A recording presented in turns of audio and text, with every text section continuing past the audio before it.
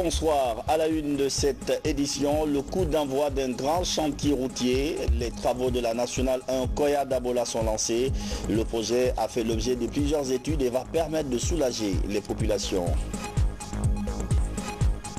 Une journée porte ouverte sur la justice pour mieux connaître le système. Plusieurs citoyens ont été édifiés sur les réformes engagées par le département ainsi que les procédures de saisine. L'idée, c'est de rapprocher la justice des justiciables. Santé, la Guinée améliore ses statistiques dans la lutte contre la trypanosomiase. La maladie du sommeil est en chute libre. Seulement 11 patients cette année. Les raisons de cette performance à suivre. Mais tout d'abord, cette audience que le Premier ministre, chef du gouvernement, a accordée à la directrice Afrique de l'AFD, Agence française de développement. L'institution, il vous souviendra, avait porté la voix de la France à travers 500 millions d'euros accordés à la Guinée dans le cadre du PNDS. Cette rencontre a permis d'aborder la question de financement des projets. Compte rendu, Hadi Kamara. C'est une mission de l'AFD. Elle est conduite par la directrice de cette agence chargée de l'Afrique. Les discussions entre Dr Ibrahima Kassouri Fofana et Rima Lekeguk ont porté sur le renforcement des mécanismes de financement des projets de développement en faveur de la Guinée. Un échange très intéressant. Le Premier ministre nous a redit ses priorités, notamment l'appui au secteur de l'agriculture, l'appui à la décentralisation avec l'Agence nationale, l'ANAFIC, et puis des actions en vue de renforcer la mobilisation des recettes intérieures, donc en termes de renforcement de capacité des institutions, et puis bien sûr l'appui à l'énergie et l'eau.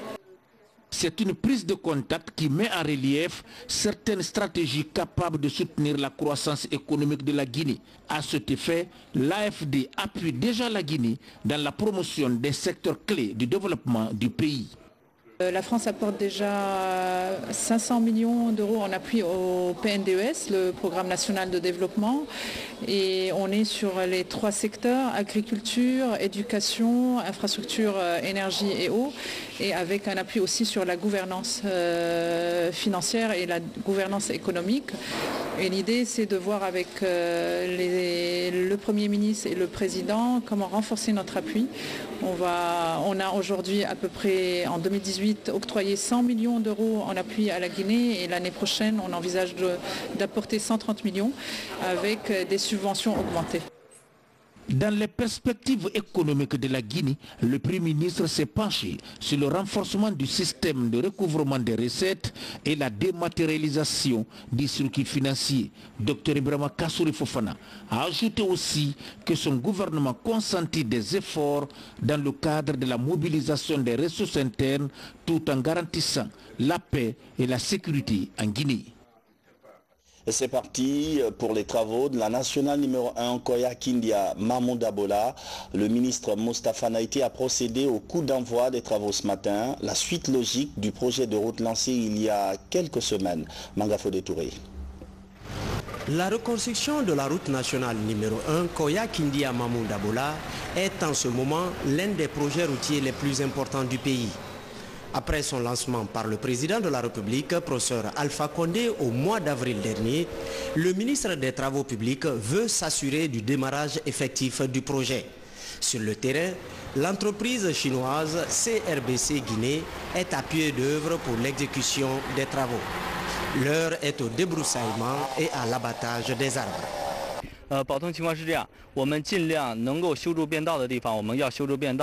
Si il y a assez de place, on va construire la piste pour laisser les véhicules passer. Et deuxième cas, si dans quelque part il n'y a pas de conditions pour construire la piste, on va faire la circulation en demi-profil. Comme ça, on va installer les plaques et on va installer une personne de guidage pour quitter la circulation. Et troisième cas, il y a quelques points, on a besoin des activités explosives.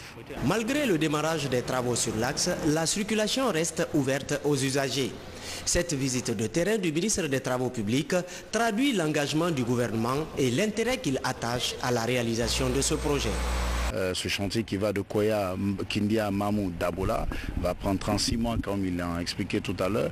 Et nous ferons de telle sorte que la chaussée soit suffisamment rigide pour pouvoir supporter le trafic important que nous avons sur cette route nationale numéro 1. C'est dans ce cadre du suivi que nous sommes là pour constater l'effectivité et le démarrage des travaux. Le chef de l'État attache du prix à ce projet, le chef du gouvernement et je pense que les populations attachent du prix à ce projet. C'est la route nationale numéro 1, je rappelle bien. C'est une route extrêmement pratiquée, le trafic est extrêmement dense. Donc il est important d'avoir une route qui soit à la hauteur de l'attente de la population et surtout à la hauteur des investissements. La reconstruction de la route nationale numéro 1 Koya-Kindia Mamou-Dabola, longue de 370 km, va réduire considérablement les souffrances des usagers sur ce axe routier en facilitant la circulation routière. Avant de quitter les lieux, le ministre a rencontré certaines familles dont les maisons sont dans l'emprise pour faciliter le déguerpissement à ces niveaux. Autre coup d'envoi, celui d'un colloque du ministère du Plan, une rencontre qui va permettre d'étudier le rapport national 2017 sur le développement durable. En clair, le document traite de différents domaines, économie, politique, société, tout ce qui concerne les Guinéens et permet leur épanouissement à travers des prises de décisions périodiques. Maïmouna Bella Diallo. Cette approche stratégique gravite autour de la durabilité. Elle met également l'homme au centre des préoccupations du développement en termes de croissance des libertés et des potentialités des individus. Ce colloque est d'une grande importance pour tous les acteurs de développement en Guinée, compte tenu notamment de sa contribution attendue à l'orientation et à l'affinement des politiques publiques ainsi que des interventions des partenaires au développement. Je voudrais donc vous inviter tous à mettre à profit ces 2 jours pour examiner profondément le rapport en vue de formuler à l'endroit du gouvernement et des partenaires des recommandations pertinentes. Ce colloque de 2 jours vise également à contribuer au débat sur les politiques en lien avec le développement humain durable, notamment dans le cadre de la mise en œuvre du PNDS, de l'opérationnalisation de la vision 2040 pour une Guinée émergente, inclusive et prospère, sans oublier l'atteinte des objectifs de développement durable. Cette 2e édition est axée sur le thème « Développement humain durable et réduction de la fragilité en Guinée ». Le choix du thème pour cette édition 2017 du rapport, à savoir développement humain durable et fragilité, est loin d'être fortuit.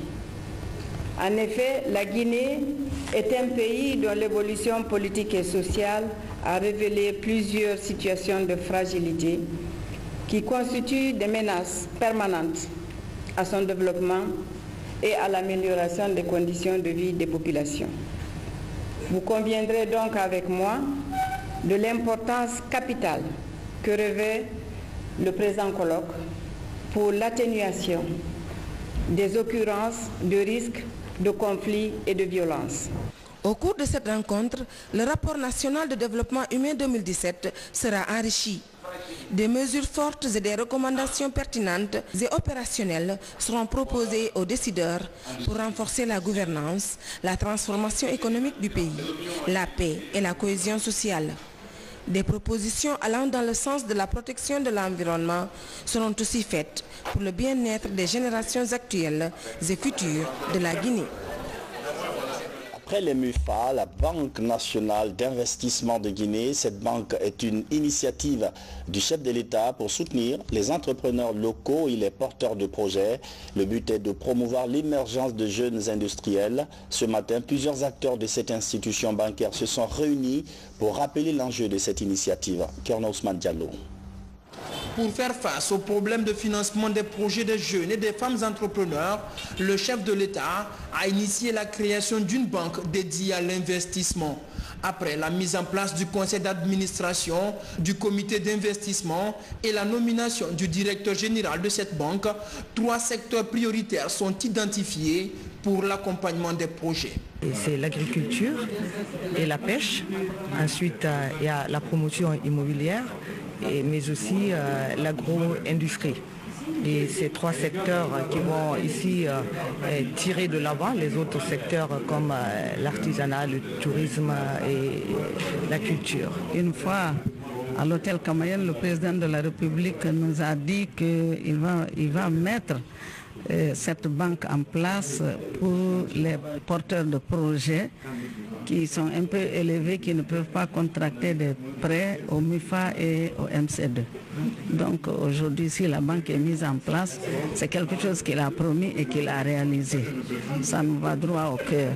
La Banque nationale d'investissement de Guinée va jouer un rôle important dans la politique de l'État en matière de lutte contre le chômage et l'émergence d'une classe moyenne dans le pays. Cette banque sera là pour accompagner encore ces jeunes investisseurs.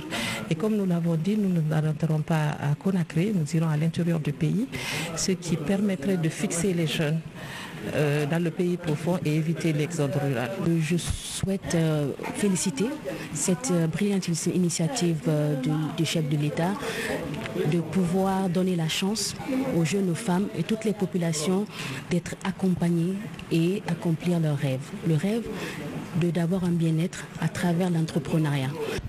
Pour mobiliser les ressources et augmenter les capacités de financement, la BNIG entend impliquer les banques primaires du pays. La Banque nationale d'investissement de la Guinée a une mission de service public. En tant que mission de service public, elle doit intégrer tous les acteurs de la vie économique et sociale pour réussir sa mission. C'est seulement de les rappeler que nous sommes tous en service public et que tout le monde doit participer à cette mission de service public. La BNIG va se distinguer par l'accompagnement financier, mais aussi et surtout par le suivi technique et la prise d'une part minime dans le capital des entreprises, avec pour but de céder cette part au bout d'un certain temps lorsque l'entreprise aura pris son envol. La problématique d'emploi au cœur d'une rencontre de haut niveau à Conakry. Les organisations d'employeurs de l'Afrique de l'Ouest et du Centre se concertent depuis ce matin. Ils portent la réflexion sur la création de nouveaux emplois à travers l'économie verte. Plusieurs thématiques sont à l'ordre du jour, comme nous l'apprend Mohamed Camara. Les organisations d'employeurs d'Afrique occidentale et centrale souhaitent booster la croissance et la création de l'emploi dans leurs zones géographiques respectives. Pour concrétiser ce projet, les patrons de ces deux parties de l'Afrique misent sur le développement de l'économie verte. La transition vers ce genre d'économie vise à créer une croissance économique, à préserver le bien-être environnemental et améliorer les conditions de vie des populations. Pour garantir l'avenir de l'économie verte en Afrique, les experts échangent à Conakry sur les défis à relever. L'initiative est de l'Organisation internationale des employeurs en collaboration avec le CNP Guinée. Là, nous avons deux patronats, deux représentants d'employeurs d'Afrique centrale et d'Afrique de l'Ouest, avec pour objectif de tirer les leçons, les expériences vécues dans d'autres pays d'Afrique centrale et d'Afrique de l'Ouest, pour pouvoir, en Guinée principalement, permettre la création réelle d'emplois, permettre une amélioration du fonctionnement des entreprises, permettre un relèvement du niveau de vie du Guinéen. Par l'économie verte, il est sûr que de nouveaux emplois peuvent être créés. Certains emplois disparaîtront, mais des emplois peuvent être créés dans des secteurs aussi importants que l'agriculture, qui est l'activité principale dans nos sous-régions, le transport, la construction et d'autres, l'énergie renouvelable et tout, qui sont susceptibles d'offrir des emplois. Le gouvernement guinéen apprécie l'initiative des employeurs de l'Afrique de l'Ouest et centrale qui vient concrétiser l'ambition des autorités à créer un environnement propice à la création d'emplois durables en Guinée. Il est donc important et utile que les employeurs que vous êtes et qui sont considérés dans nos pays comme des moteurs de l'économie nationale, ainsi que des créateurs de richesses et d'emplois décents, puissiez réfléchir à cette thématique afin de faire de l'économie verte une économie de création d'emplois pour nos populations, surtout pour nos jeunes, qui en Guinée et en Afrique, par exemple, représentent s'aussent pourtant de la population active. Au terme de 2 jours de conclave, une plateforme sera mise en place par les participants. Elle permettra un suivi régulier des recommandations issues de la rencontre de Conakry. Les travaux vont se poursuivre demain, mais tout cela n'est possible que dans un contexte de stabilité. C'est pourquoi l'INIDH organise une journée de concertation. L'Institution nationale indépendante des droits humains estime que chaque Guinéen doit contribuer à l'effort national de paix et de quiétude sociale. Djamokaba. La Guinée s'inscrit progressivement dans la promotion des droits humains. Au Palais du Peuple, l'Institution nationale indépendante des droits humains agit pour consolider l'unité nationale. Violence et la culture de la paix en Guinée sont les grands thèmes de cet espace de dialogue. Une manière d'intensifier la culture de la paix et partager l'esprit du vivre ensemble. Nous sommes responsables de ce pays, nous en sommes les fils et les filles, nous devons le construire et pour le construire, il faut que le soubassement soit solide. Et le soubassement, c'est la confiance entre les Guinéens.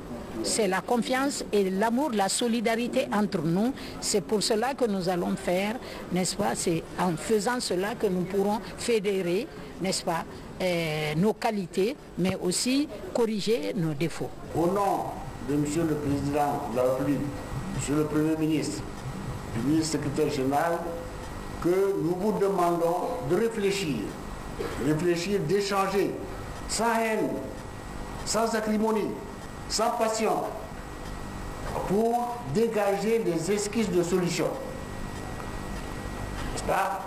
pour ramener la paix dans ce pays.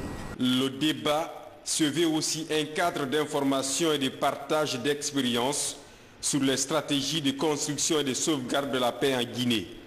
La plateforme implique des différents acteurs concernés pour la lutte contre toutes les formes de violence et la prévention des conflits. Cette initiative pour rappeler aux Guinéens qu'ensemble, il n'y a aucun défi qu'ils ne peuvent pas relever.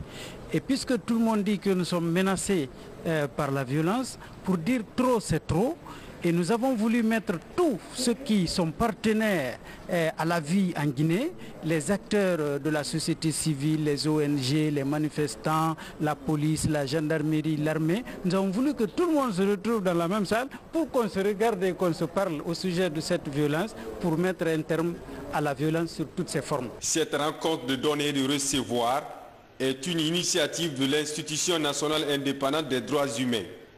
Elle vise la promotion du dialogue en faveur de la paix, facteur de développement. La retrouvaille met aussi en lumière la contribution des citoyens dans la cohésion sociale à travers le pays. La cohésion sociale rime avec justice pour tous. Comment pousser les citoyens à faire confiance en leur système judiciaire? Le département a lancé une journée porte ouverte sur la justice. Les gens pouvaient poser toutes les questions de leur convenance pour comprendre les réformes engagées et toutes les procédures de saisine. Tcherno Younousabar. Journée porte ouverte, première du genre au ministère de la Justice. L'espace permet aux citoyens de mieux s'informer sur le fonctionnement des différentes institutions de la justice à travers ces stands mis en place à cet effet. À la chancellerie, les réformes amorcées sont expliquées aux visiteurs. Une démarche qui vise à rapprocher la justice des justiciables. L'objectif recherché, c'est de rapprocher nos concitoyens à la justice. Au-delà des acteurs constitués, des corps constitués, les citoyens guinéens peuvent toute la journée venir au ministère, s'informer sur les procédures, s'informer sur les démarches à suivre. Les magistrats et les cadres du ministère sont là pour leur répondre. On a aussi fait un peu l'historique, ce qui a été fait de 58 jusqu'à 84, de 84 à 2008, de 2008 à 2010 et surtout depuis 2011. La justice guinéenne connaît de nombreuses mutations ces dernières années. Le secteur a marqué des points avec la création des nouveaux tribunaux d'instance et l'amélioration des instruments juridiques. En 2 ans, plusieurs centaines de dossiers sont jugés en matière criminelle. Au-delà des institutions qui ont été mises sous pied, au-delà de tout ça, c'est surtout le renforcement de la chaîne pénale. Donc je suis très fier parce que le renforcement de la chaîne pénale permet de toucher directement les citoyens. Ça nous a permis de juger en temps réel beaucoup d'affaires criminelles. par le nouveau code pénal qui a été voté en 2016, qui a donné la compétence criminelle aux tribunaux de première instance. On a jugé plus de 400 affaires en 2017 et là en 2018 on sera à plus de 500 affaires.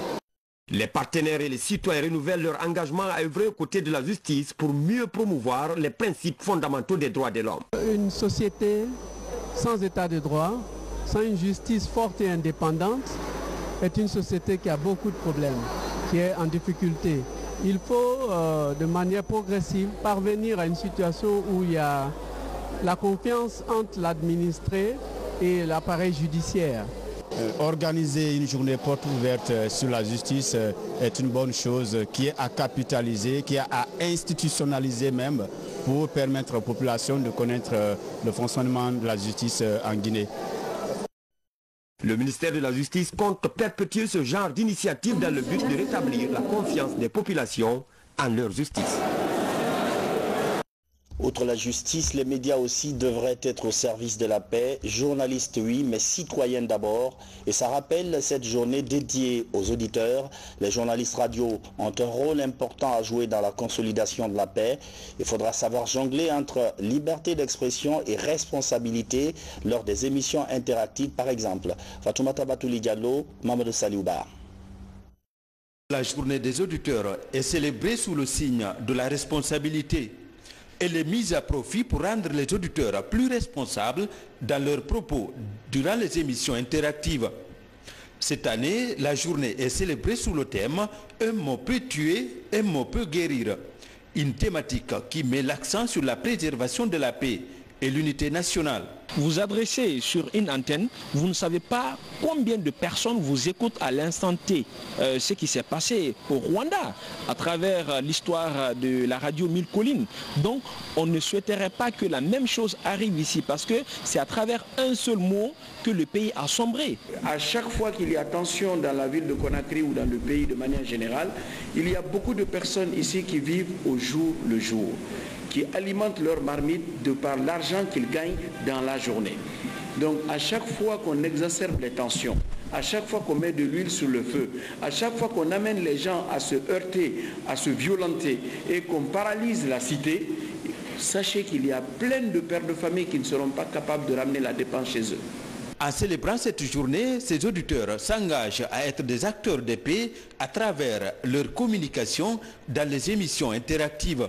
Il faut que nous sachions ce que nous allons dire parce que les propos que tu dis, tu assumes les propos, tu es responsable. Donc tu ne dois pas dire n'importe quoi à la radio parce que c'est tout le monde qui t'écoute. Donc vraiment la formation là elle est très intéressante dans la mesure où ça nous édifie de plus ce qu'on doit dire et ce qu'on ne doit pas dire dans les médias.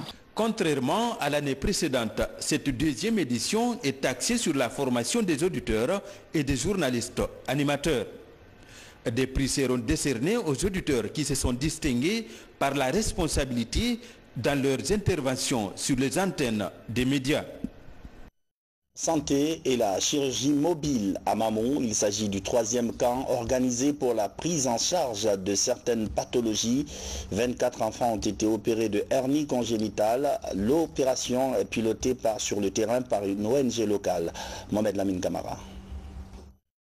Dans la région administrative de Mamou, plusieurs enfants de 0 à 14 ans souffrent de hernie congénitale. À travers des consultations foraines effectuées dans beaucoup de localités de la région, des centaines d'enfants sont identifiés pour bénéficier de la prise en charge gratuite du camp de chirurgie. Au compte de cette 3e action humanitaire de l'ONG Amref Health Africa, 24 enfants issus des familles démunies sont concernés. Nous faisons des consultations foraines dans les villages les plus éloignés, dans les villages où l'accès est vraiment difficile. Ça nous permettra vraiment d'identifier les enfants qui ont un besoin d'assistance médico-chirurgicale. Et une fois que ceci est déjà répertorié, nous les référons dans l'hôpital préfectoral pour une prise en charge adéquate. Si toutefois l'hôpital préfectoral ne parvient pas à prendre en charge, surtout sur le plan chirurgical, nous les référons à l'hôpital régional où une équipe de la chirurgie pédiatrique viendra s'associer à l'équipe locale de Mamou, au moins pour la prise en charge adéquate. Dans ce bloc opératoire, des chirurgiens venus de Conakry et ceux de Mamou assurent ensemble des interventions chirurgicales sur ces enfants. Plusieurs cas de hernie congénitale sont opérés. Les médecins apportent bien sûr leur contribution, puisque nous-mêmes on participe aux interventions. on participe à la préparation du camp et évidemment on suit les malades pendant le post-op. La majeure partie des cas des hernies, bon évidemment on a eu aussi un cas urgent d'une rupture de la rate, rupture traumatique de la rate, un enfant qui faisait une hémorragie interne, on a opéré, qui a aussi des fractures. Je suis très satisfaite de voir ces enfants qui avaient des problèmes de santé qui viennent d'être réglés gratuitement. Et je partage avec leurs parents la joie de les revoir s'amuser, séparés de l'infirmité qu'ils avaient. Nous félicitons beaucoup AMREF, nous félicitons toutes les autorités qui ont participé à la prise en charge de ces enfants.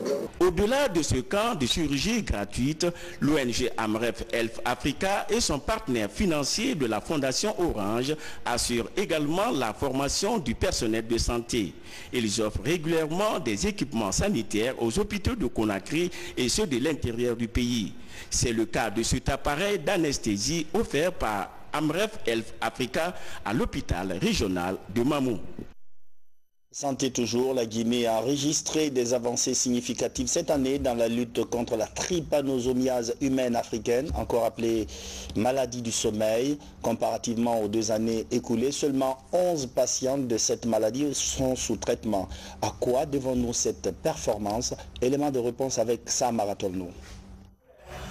Depuis quelques jours, 11 patients de la trypanosomiase humaine africaine sont sous traitement dans cet établissement de prise en charge des maladies à potentiel endémique de la commune urbaine de Dubreka.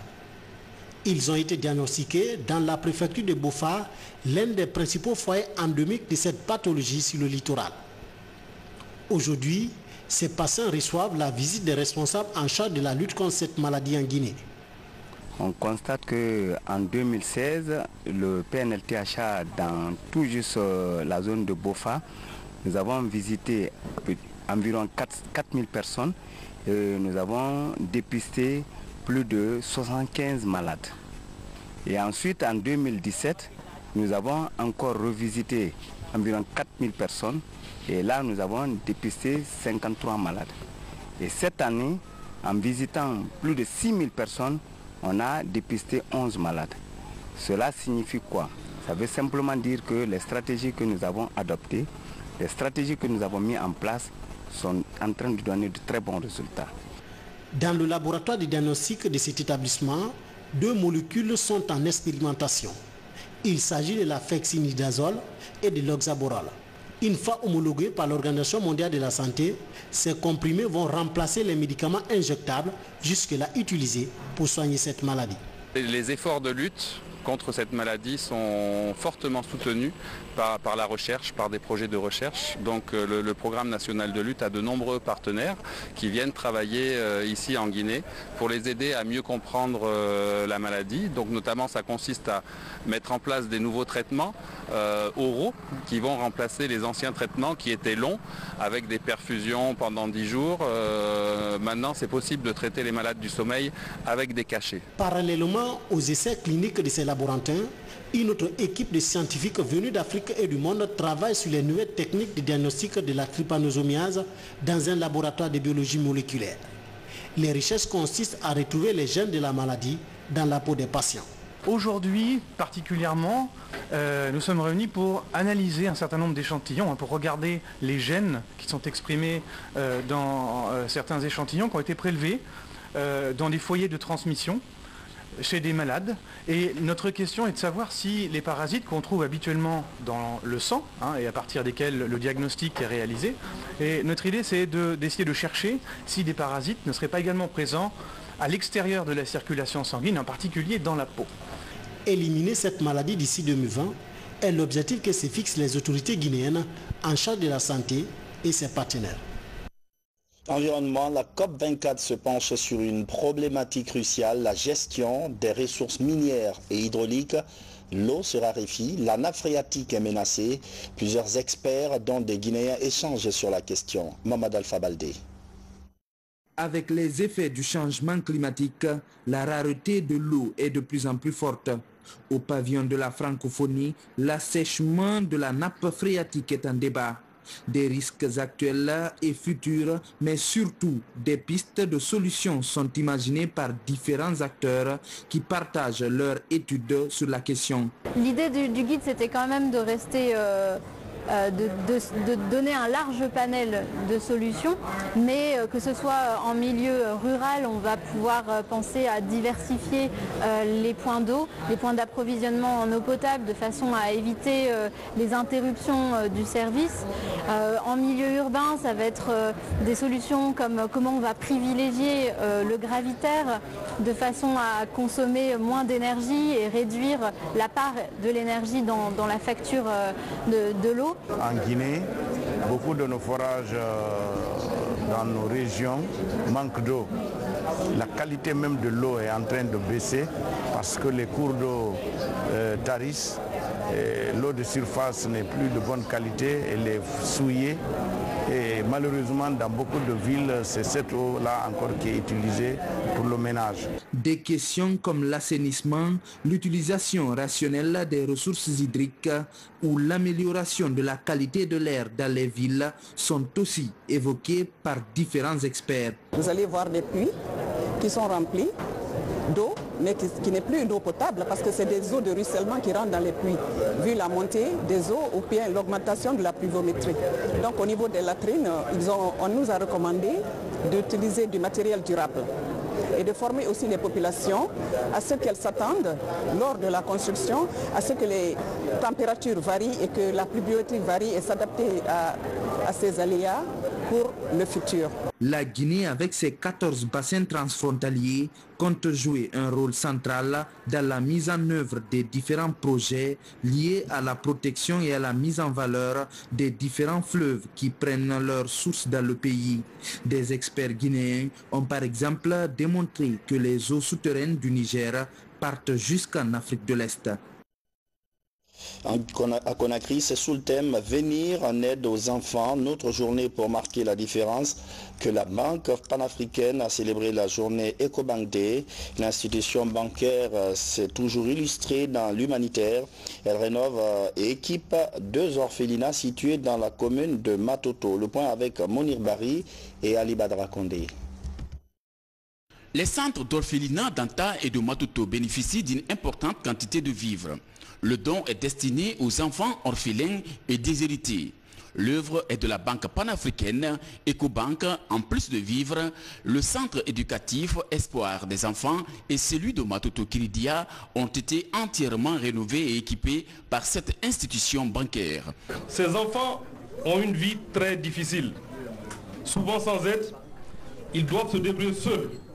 Leurs droits et leur bien-être sont négligés et beaucoup adoptent des stratégies de survie néfastes. Certains sont obligés d'aller vendre de l'eau glacée et beaucoup d'entre nous croisons ces enfants dans les rues. EcoBank ne peut rester impassible. Nous voulons leur venir en aide en soutenant les orphelins où ils vivent, qui sont en permanence confrontés à des difficultés matérielles, financières et éducatives. Nous avons fait des travaux de rénovation et de restauration des dortoirs ainsi que les salles de classe. Nous avons fait pour FEDEF une adduction d'eau en faisant une cuve de 3000 litres et la rénovation des 2 dortoirs plus les toilettes avec l'installation d'une infirmerie ici. Et à Kirdia, nous avons fait la restauration des dortoirs plus une installation d'une infirmerie. Marie-Denise Bangoura et Agnès Mimi Loa dirigent ces centres qui accueillent plus de 100 enfants orphelins de la capitale. Pour elle, contribuer à l'épanouissement des enfants en général et des orphelins en particulier, c'est préparer les dirigeants de demain.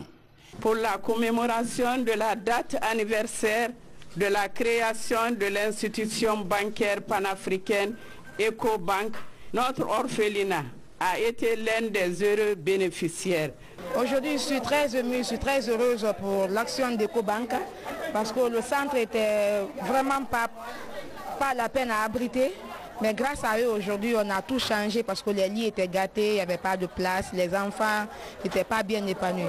Mais par rapport à leur aide, aujourd'hui, on a des jolis matelas, tout est rénové. Cette action humanitaire vient s'ajouter à beaucoup de projets réalisés dans les communautés et préfectures du pays, notamment dans les écoles. Selon l'UNICEF, à ce jour, plus de 140 millions d'orphelins vivent dans le monde et 52 millions en Afrique.